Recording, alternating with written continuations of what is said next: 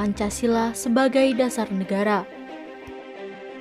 Pancasila sebagai dasar negara dan pedoman yang kuat untuk mencapai tujuan kenegaraan, yang artinya Pancasila merupakan suatu dasar nilai serta norma untuk mengatur pemerintahan sebagai penyelenggara negara. Hingga sekarang, tidak ada sumber hukum atau filsafat dalam bernegara di Indonesia yang melebihi Pancasila. Hanya dengan dasar sejajarnya dengan Pancasila saja, sebuah peraturan dapat menjadi hukum. Dan atas dasar Pancasila, Indonesia dapat menentukan arah dari kepentingan nasionalnya. Pancasila sebagai cita-cita dan tujuan bangsa.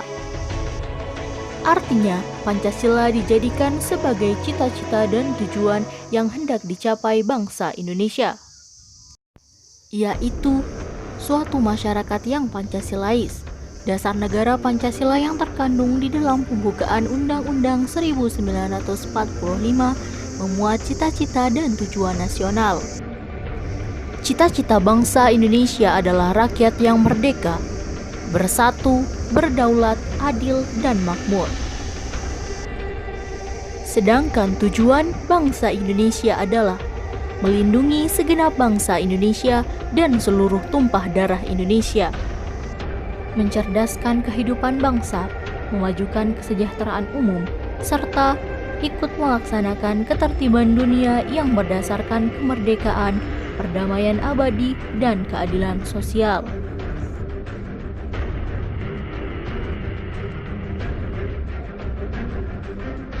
Di tangan anak muda yang kita harapkan adalah Indonesia bisa maju dan kita sebagai anak muda bangsa menjadi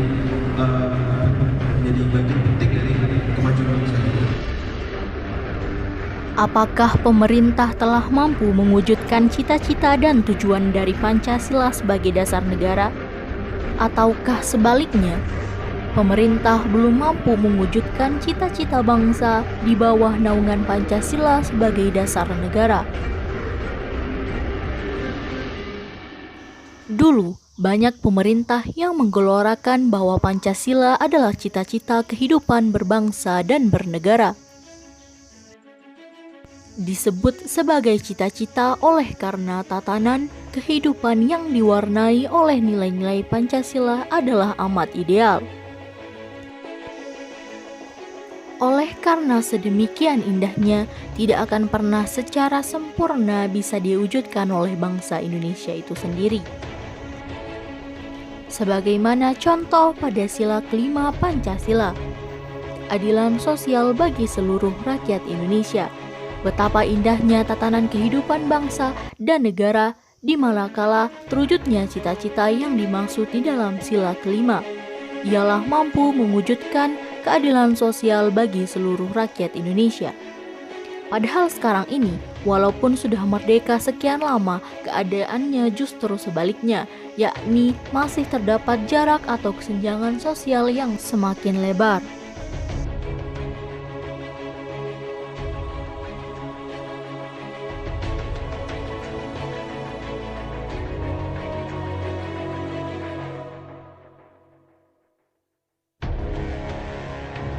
Tingkat kesenjangan di Indonesia ternyata masih dalam tingkat yang berbahaya dan bisa memicu ledakan sosial dan ketidakharmonisan. Saat ini 50% dari seluruh aset nasional dikuasai hanya 1% penduduk kaya.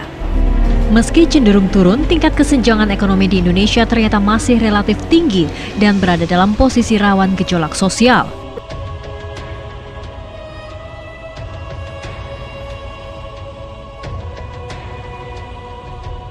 Bambang Widianto menilai tingkat kesenjangan di Indonesia ini jauh lebih berbahaya dibandingkan negara lain. Kita tuh 0,39, jadi itu ada potensi untuk terjadi ketidakharmonisan. Dan ini nyata sekali kalau di Indonesia gitu, antara yang miskin sama yang kaya tuh jauh sekali bedanya. Akan tetapi, para penjabat justru tidak peduli dengan kondisi ini. Hal inilah yang semakin membuat negara Indonesia semakin terlihat jelas perbedaan antara yang berekonomi tinggi dan berekonomi rendah. Hal ini bisa menjadi masalah buruk untuk perjalanan bangsa Indonesia. Tingkat ketimpangan tertinggi saat ini di Indonesia, terutama berada di kota Jakarta, di mana gap ataupun kesenjangan antara penduduk yang kaya dengan penduduk paling miskin sangat besar.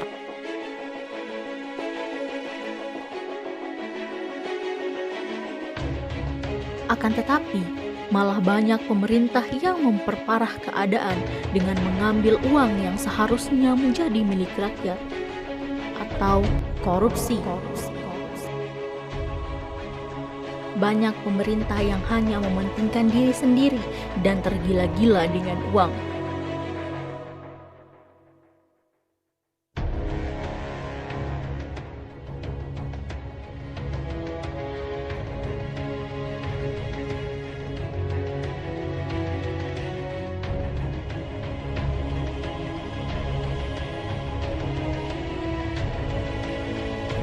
Dugaan korupsi proyek fiktif di PT Waskita Karya yang merugikan keuangan negara senilai 202 miliar rupiah.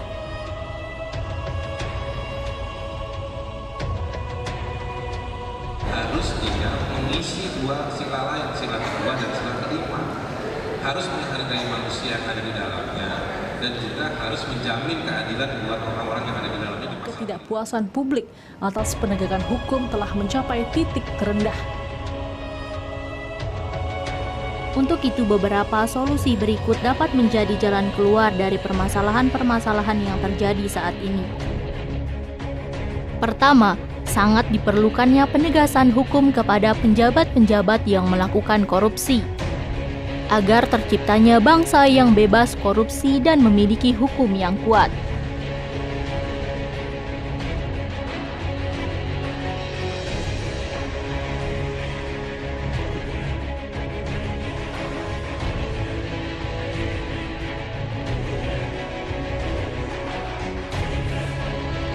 Kedua, menciptakan lapangan pekerjaan yang baik dan benar akan membantu untuk mengatasi kesenjangan sosial dan membantu roda perekonomian Indonesia.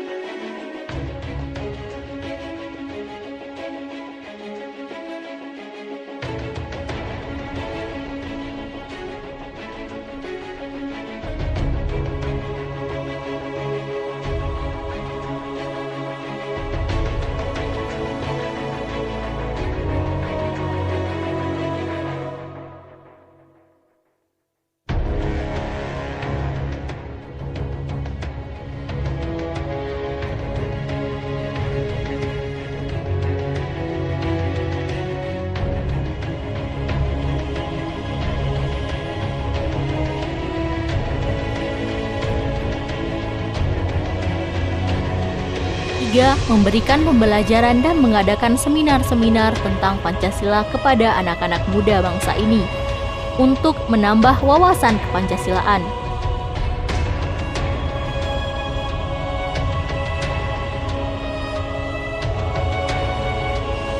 Sekian yang dapat kami sampaikan. Terima kasih dan sampai jumpa.